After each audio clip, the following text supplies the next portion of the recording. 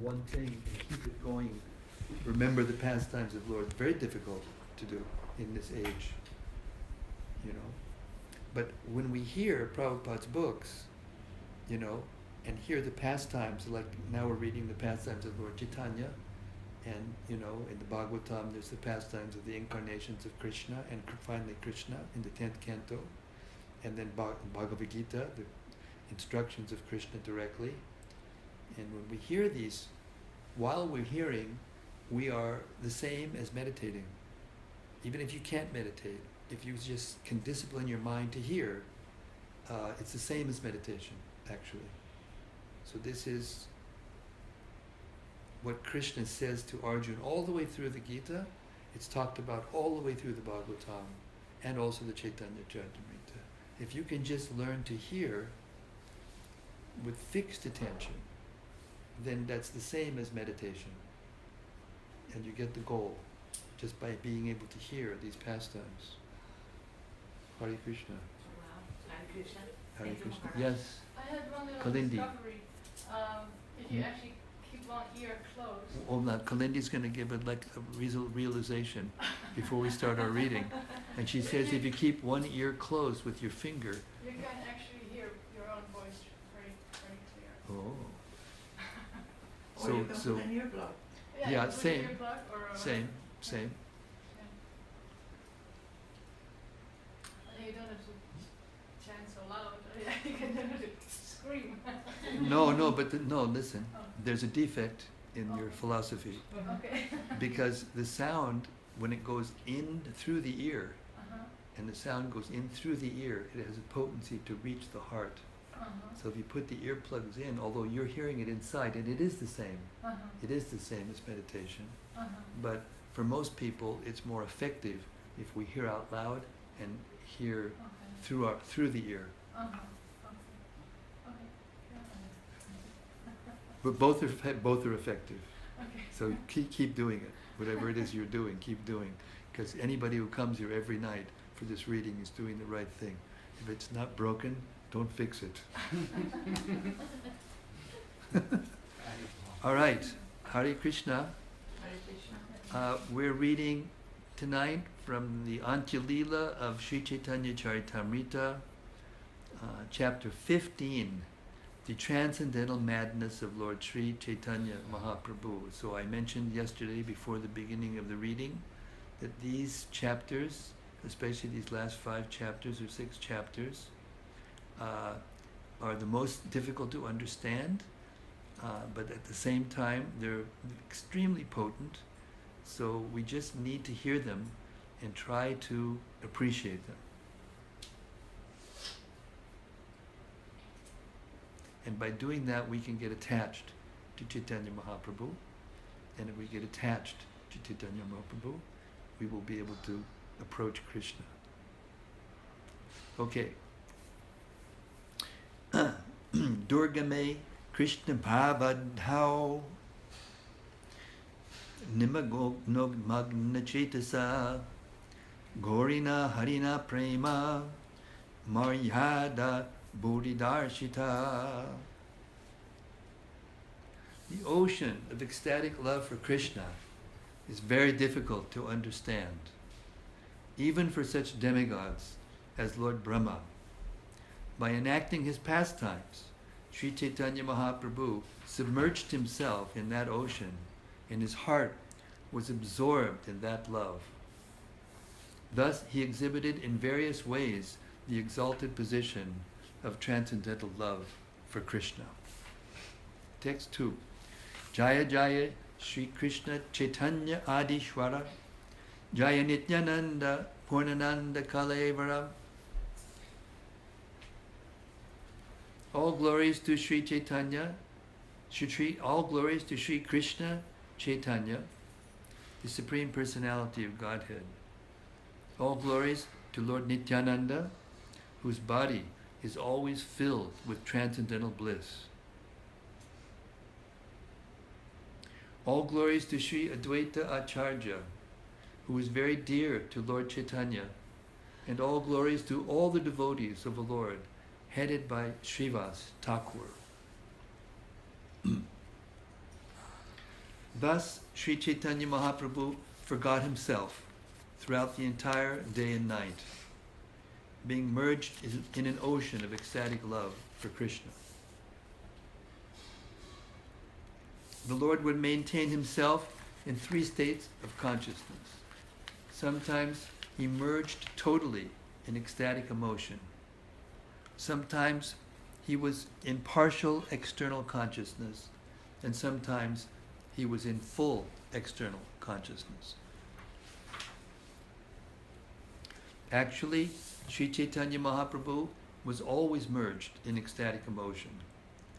But just as a potter's wheel turns without the potter's touching it, the Lord's bodily activities, like bathing, going to the temple to see Lord Jagannath, and taking lunch, went on automatically. One day, while Sri Caitanya Mahaprabhu was looking at Lord Jagannath in the temple, Lord Jagannath appeared to be personally Sri Krishna, the son of Nanda Maharaj.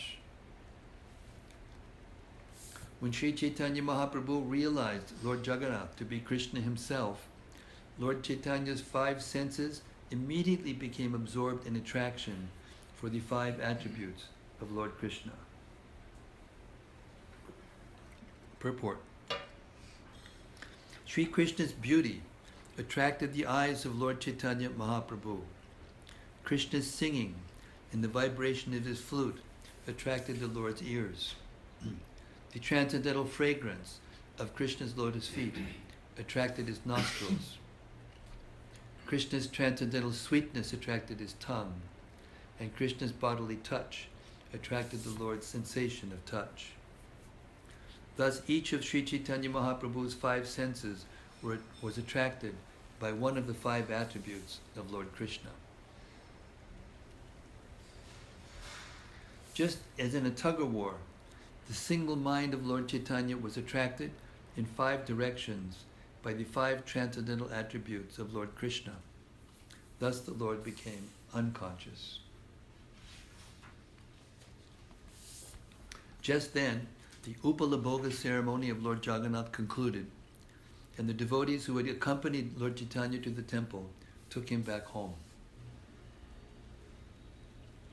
That night, Sri Caitanya Mahaprabhu was attended by Swarup Damodar, Goswami, and Ramananda Roy. Keeping his hands around their necks, the Lord began to lament. When Srimati Radharani was very much agitated due to feeling great separation from Krishna, she spoke a verse to Vishaka, explaining the cause of her great anxiety and restlessness. Reciting that verse, Sri Caitanya Mahaprabhu expressed his burning emotions. Then, with great lamentation, he explained the verse to Swarup Damodar and Ramananda Roy. Sri Caitanya Mahaprabhu said, "Through the hearts of the gopis, though the hearts of the gopis are like high-standing hills, they are inundated by the waves of the nectarian ocean of Krishna's beauty. His sweet voice enters their ears and gives them transcendental bliss. The touch of his body is cooler than millions and millions of moons together, and the nectar of his bodily fragrance overfloods the entire world. O my dear friend, that Krishna, who is the son of Nanda Maharaj and whose lips are exactly like nectar, is attracting my five senses by force." Shut those doors. Purport. This verse is found in the Govinda Lilamrita by Srila Krishnadas Kaviraj.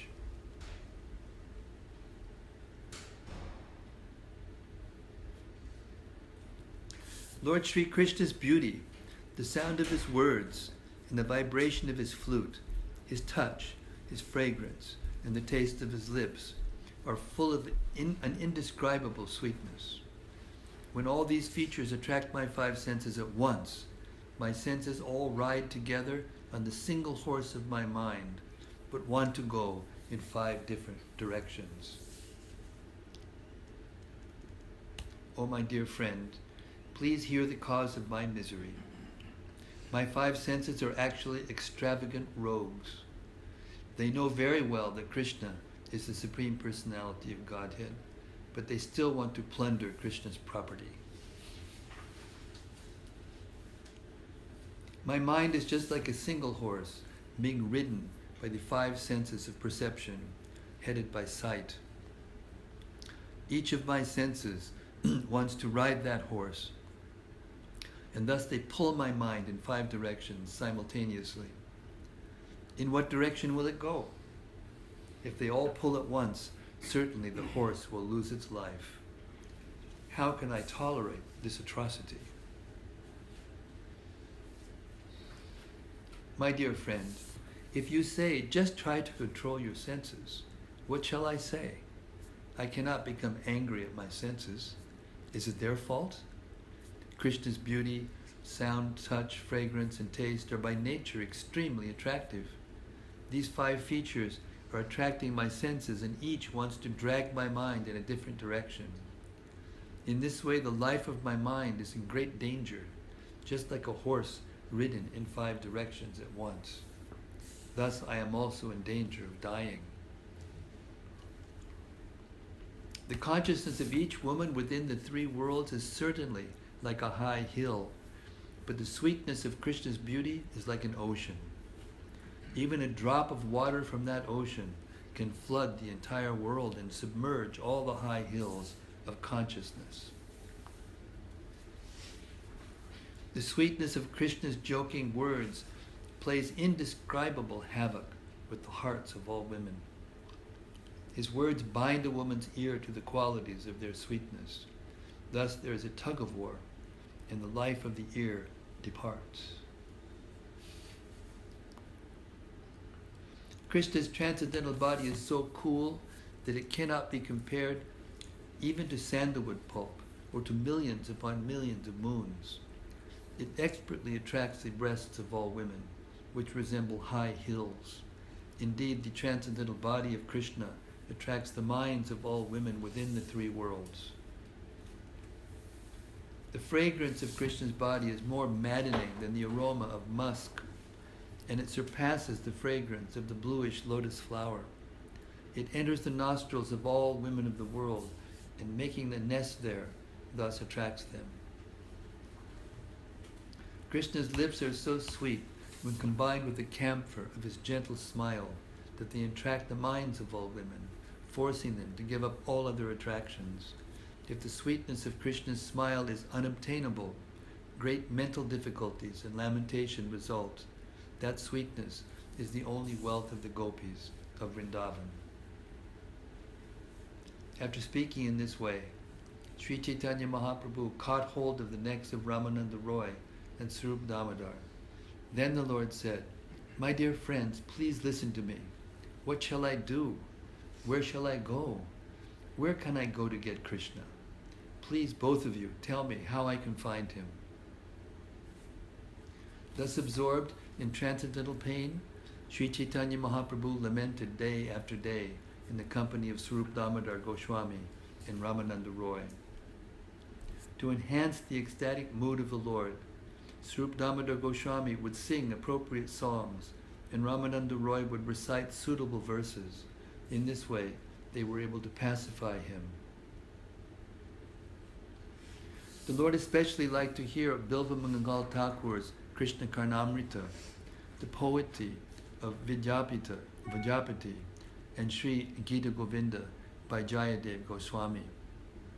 Sri Caitanya Mahaprabhu felt great pleasure in his heart when his associates chanted verses and sang songs from these books. One day, while going to the beach by the sea, Sri Caitanya Mahaprabhu suddenly saw a flower garden. Lord Chaitanya mistook the garden for Vrindavan and very quickly entered it. Absorbed in ecstatic love of Krishna, he wandered throughout the garden, searching for him.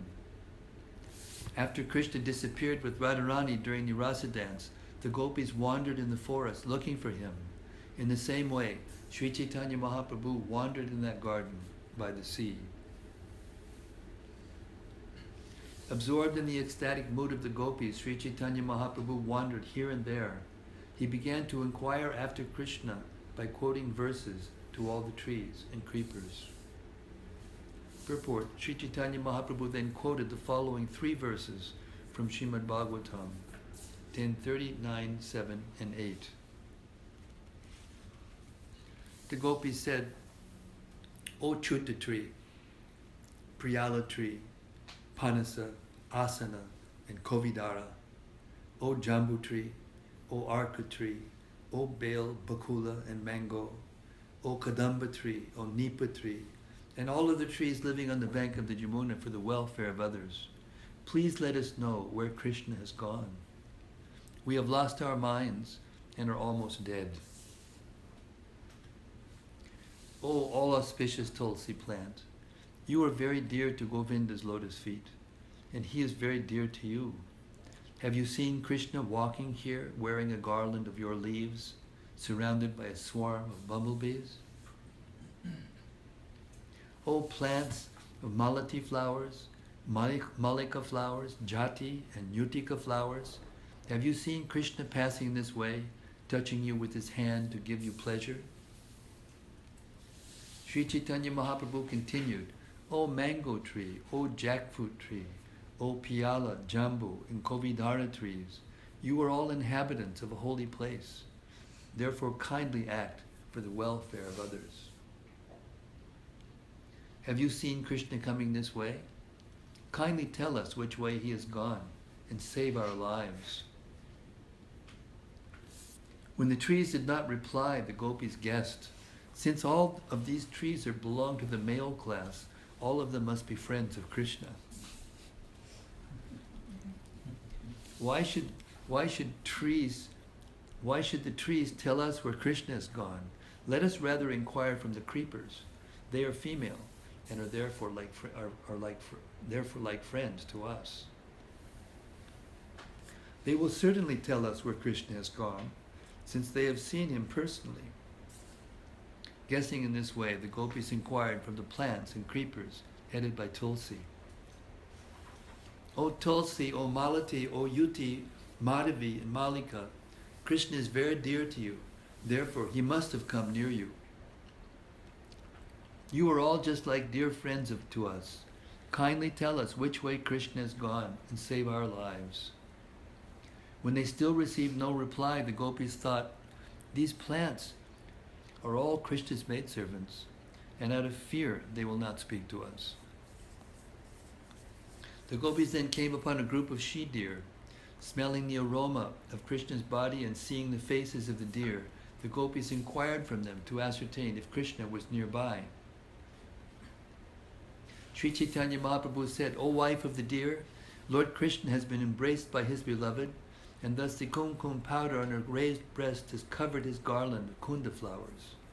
The fragrance of this garland is flowing here. O my dear friend, have you seen Krishna passing this way with his dearmost companion, increasing the pleasure of the eyes of all of you? This verse is quoted from Srimad Bhagavatam 10:30-11. Translation. O dear doe, Sri Krishna is always very pleased to give you pleasure. Kindly inform us whether he passed this way in the company of Srimati Radharani. We think they must certainly have come this way. We are not outsiders.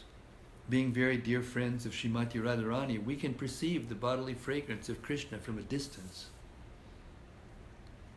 Krishna has been embracing Srimati Radharani, and the kumkum powder on her breast has mixed with the garland of kunda flowers decorating his body.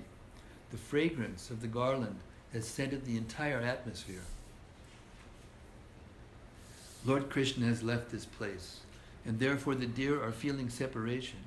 They do not hear our words, therefore how can they reply? The gopis then came upon many trees so laden with fruits and flowers that their branches were bent down to the ground. The gopis thought that because all the trees must have seen Krishna pass by, they were offering respectful obeisances to him. To be certain, the gopis inquired from the trees. Lord Chaitanya continued, O trees, kindly tell us whether Balaram's younger brother Krishna welcomed your obeisances with loving glances as he passed this way, resting one hand on the shoulder of Srimati Radharani, holding a lotus flower in the other, and being followed by a swarm of bumblebees, maddened by the fragrance of tulsi flowers.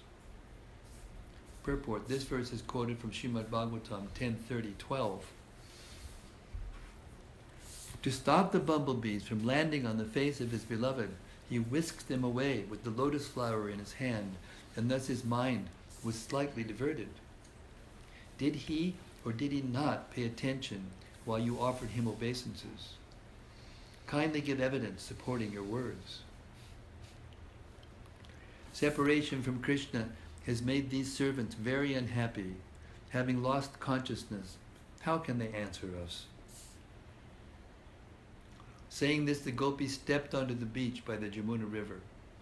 There they saw Lord Krishna beneath the kadamba tree.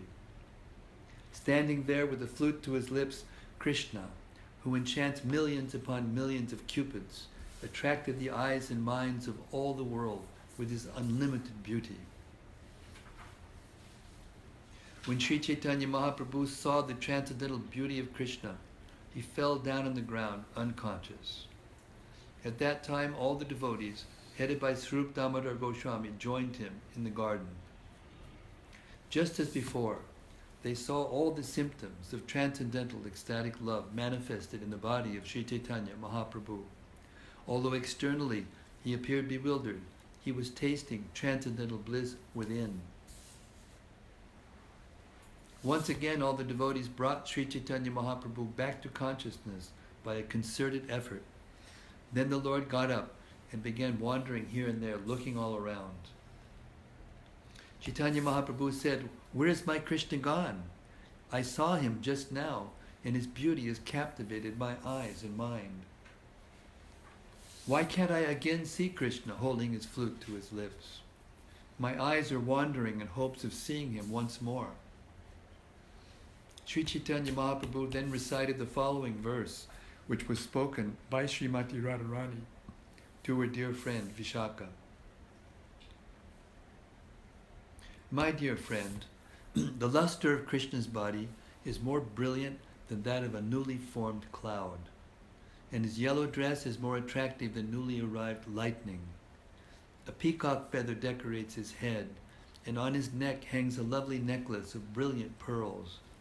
As he holds his charming flute to his lips, his face looks as beautiful as the full autumn moon. By such beauty, Madan Mohan, the enchanter of Cupid, is increasing the desire of my eyes to see him. This verse is also found in Govinda Lilamrita 8.4. Chaitanya Mahaprabhu continued, Sri Krishna's complexion is as polished as powdered eye ointment. It surpasses the beauty of a newly formed cloud, and is softer than a blue lotus flower. Indeed, his complexion is so pleasing that it attracts the eyes and minds of everyone, and it is so powerful that it defies all comparison. My dear friend, please tell me what I should do. Krishna is as attractive as a wonderful cloud, and my eyes are just like chataka birds, which are dying of thirst because they do not see such a cloud. Krishna's yellow garments look exactly like restless lightning in the sky, and the pearl necklace on his neck appears like a line of ducks flying below a cloud. Both the peacock feather on his head and his Vaijayanti garland, containing 5 flowers of 5 colors, resemble rainbows. The luster of Krishna's beauty is as beautiful as the glow of a spotless full moon that has just risen. And the vibration of his flute sounds exactly like the sweet thundering of a newly formed cloud. When the peacocks of Vrindavan hear that vibration, they all begin to dance. The cloud of Krishna's pastimes is drenching the 14 worlds with a shower of nectar.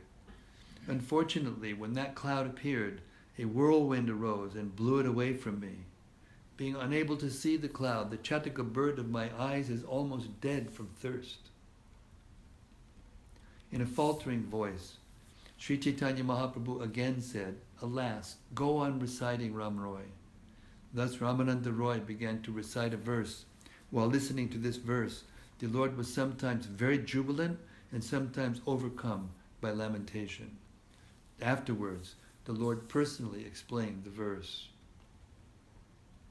Dear Krishna, by seeing your beautiful face decorated with tresses of hair, by seeing the beauty of your earrings falling on your cheeks, and by seeing the nectar of your lips, the beauty of your smiling glances, your two arms, which assure complete fearlessness, and your broad chest, whose beauty arouses conjugal attraction, we have simply surrendered ourselves to become your maidservants. Purport. This verse quoted from Srimad Bhagavatam 10:29-39 was spoken by the gopis when they arrived before Krishna for the rasa dance. Sri Caitanya Mahaprabhu said, after conquering the moon and the lotus flower, Krishna wished to capture the doe-like gopis. Thus he spread the noose of his beautiful face, and within that noose he placed the bait of his sweet smile to misguide the gopis. The gopis fell prey to that trap and became Krishna's maidservants, giving up their homes, families, husbands, and prestige. My dear friend, Krishna acts just like a hunter. This hunter does not care for piety or impiety. He simply creates many devices to conquer the cores of the hearts of the doe-like gopis. The earrings dancing on Krishna's cheeks are shaped like sharks, and they shine very brightly. These dancing earrings attract the minds of all women. Over and above this, Krishna pierces the hearts of all women with the arrows of his sweetly smiling glances. He is not at all afraid to kill women in this way.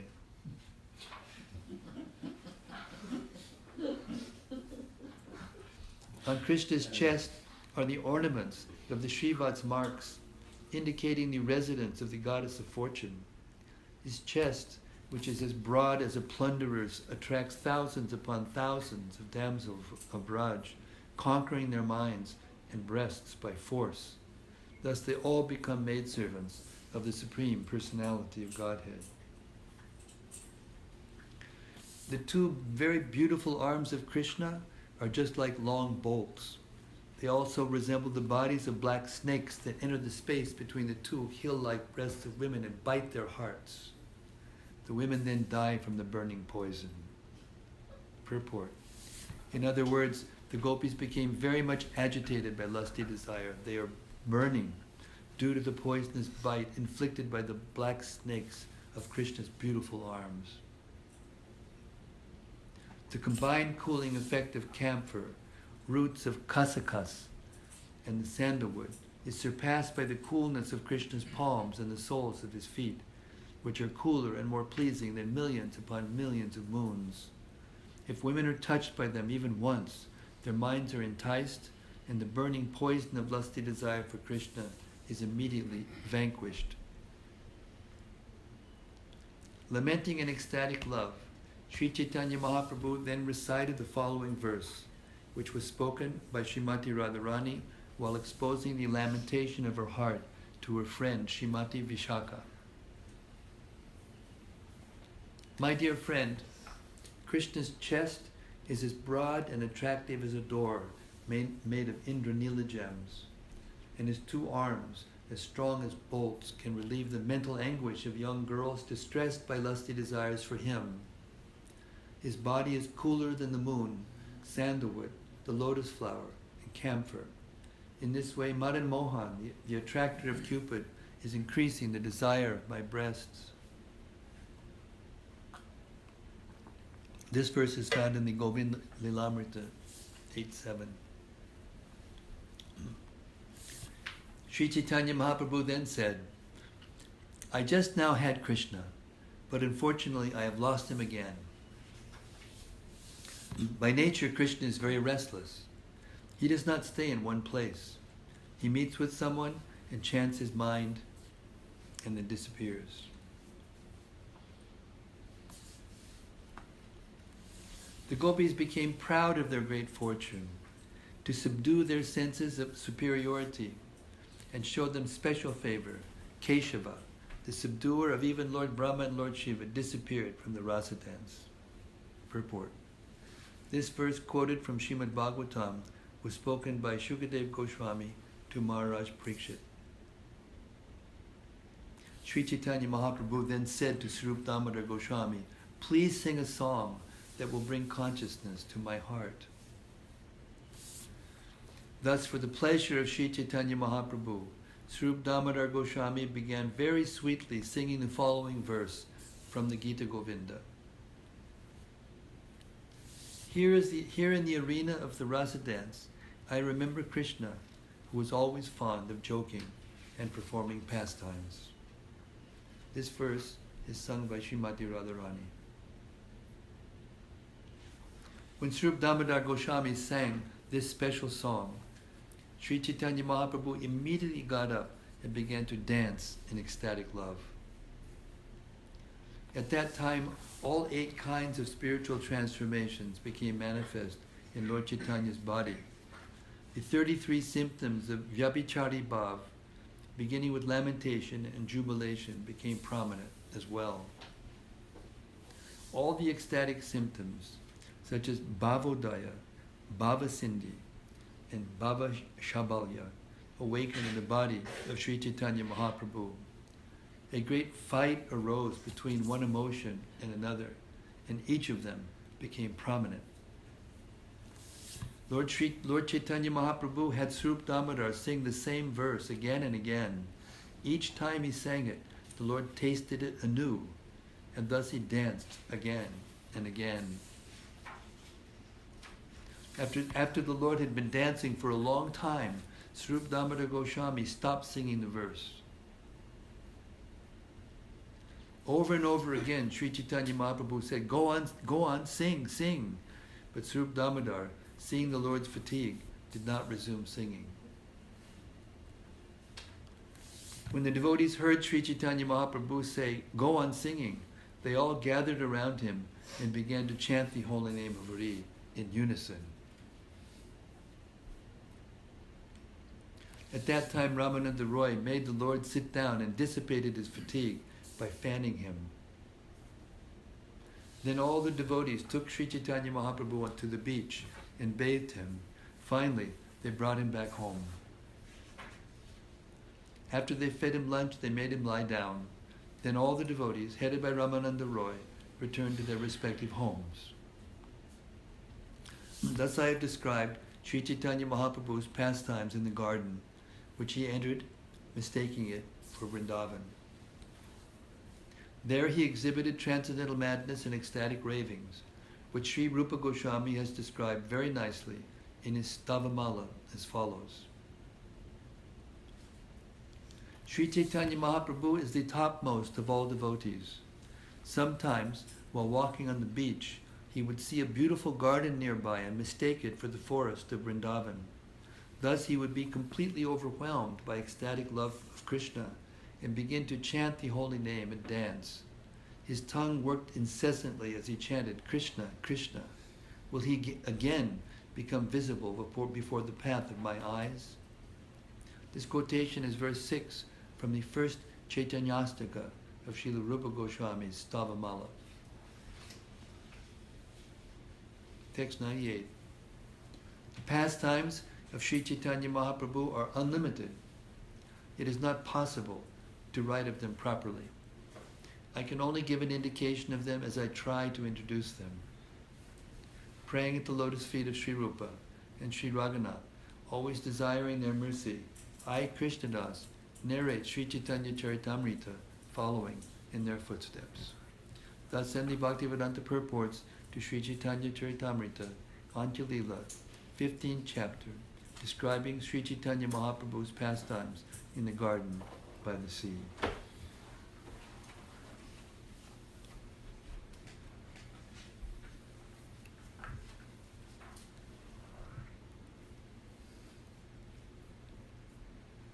So when this Caitanya-caritamrta first came out in 1975, there were a group of devotees in Los Angeles who, when they heard these things, decided that because they were the highest things and they wanted to be gopis, they decided to only hear about these things and not to hear about anything else.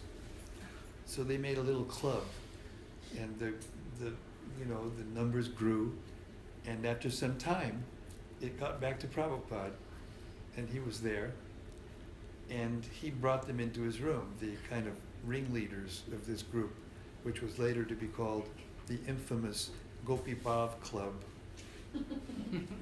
And Prabhupada, he could see where they were. He could see that they weren't transcendentally situated. They weren't free from sex desire. And therefore, their attempt to become gopis by, just thinking of the gopis was futile. And not just futile, it was dangerous. And it was spreading. So I have to say this because, I've been reading the Caitanya-caritamrta all the way through 3 times over the last few years. And whenever I come to this part, it's stunningly beautiful and stunningly attractive, but at the same time, it's very easy to become misled if we're not free from material desires. So they were in Prabhupada's room, and Prabhupada was calling them out. Just because Krishna says yam yam vapi smaran bhavam tyajayanti kalevaram tam tam evaiti konteya sada tad bhava bhavita, whatever you remember at the time of death, that's what you will be, or that's where you will go. You can't just decide I'm going to be a gopi and then think all the time of a gopi and go there. We have to be actually in our hearts.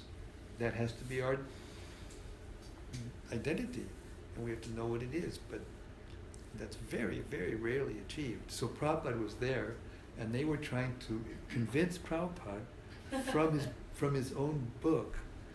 They were quoting from his own book to try to convince Prabhupada that what they were doing was what he wanted them to do. And he was sitting there telling him, I don't want you to do this. And no, Prabhupada, listen, you say right here, so we're doing what you want us. This is how deluded someone can become when they're thinking that they're higher than they are. That when they're thinking that they don't need to hear the Bhagavad Gita, they don't need to hear the first 9 cantos of the Srimad Bhagavatam. They don't need to hear, the literatures that give us the proper understanding, purify our hearts, and allow us to understand or hear about Krishna with the perception or the realization of who Krishna is.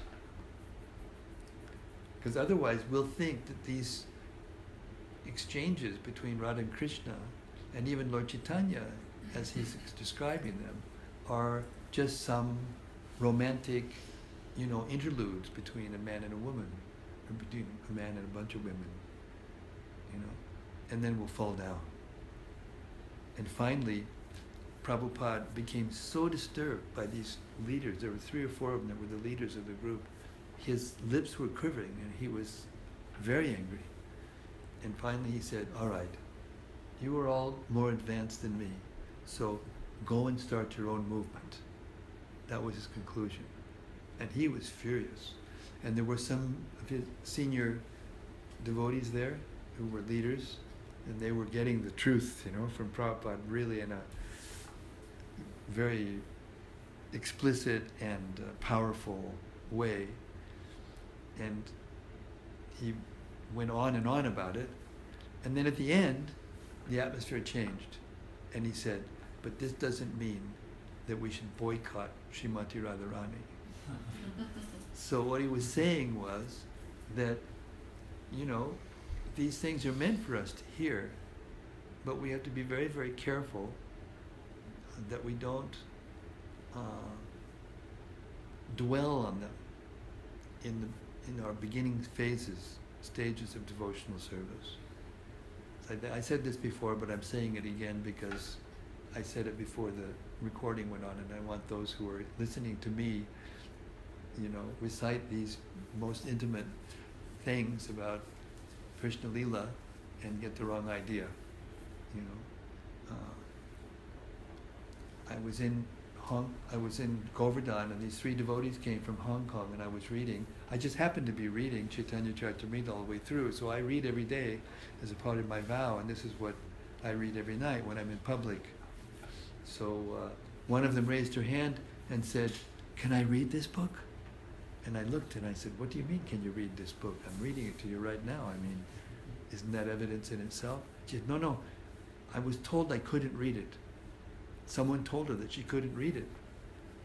Of course, in that instruction, there is a truth that you shouldn't read it if you're not ready, or you shouldn't dwell there, or if you're in danger of getting attracted to it in the wrong way. But at the same time, Prabhupada gave us this book. And as I mentioned the other night, he stopped the translation of the Srimad Bhagavatam at the 5th canto and stopped and then commented on the whole Caitanya-caritamrta. He finished it. So it was really important for him, this book. And then he had us pass it out on the streets, in airports, here in America. So it's not that Prabhupada didn't want us to hear these things. He didn't want us to not hear Caitanya-caritamrta. He didn't want us to wait, 100 years. Who knows how many years we have left. So the point is, we need to hear Srila Prabhupada's books from the beginning, Gita, Ishopanishad, through Bhagavatam, through Caitanya-caritamrta, until we come to this, and then we'll be safe. The idea is that if you're here through the pastimes of Chaitanya Mahaprabhu and you're honest, then you'll be safe. But if you take that track that the Gopi Bhav took in Los Angeles in 1975 and just go there and just hear that and don't hear anything else, then you'll be misled, for sure, by your mind and your heart and your whole sense, all your senses. So that's mine. So what happened to those people? They left Yeah. the statement? Yeah, they left. Still they are out? Yes. That's why I'm giving the story, because it's so dangerous. I'm reading it and I want everyone to just hear, but I want them to hear carefully and properly. And remember always that we have to go from the Gita to the Bhagavatam, Caitanya-caritamrta, and then when we get to the end, we have to start again. Not just stay here on this last 5 chapters of the Caitanya-caritamrta.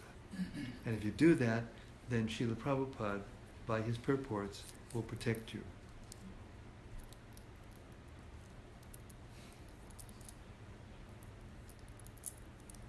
It's a very deep science.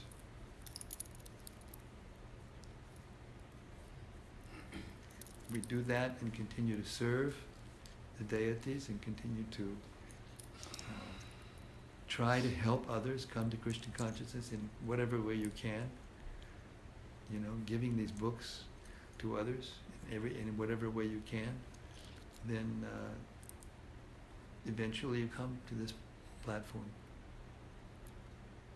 Ability to hear these things properly. Okay, today I had 5 unexpected calls, and I'm a little bit over my energy level. I'm actually well, but I still have limitations of the energy. I have to be careful. So I'm going to stop a little early tonight. We got an hour in, we got a full chapter in, so Hare Krishna. Hare Krishna. Thank you all for coming every night. It's so enlivening to me and inspiring me to keep on going. Hare Krishna. Hare Krishna. Thank you so much. Thank you, Maharaj. Hare Krishna.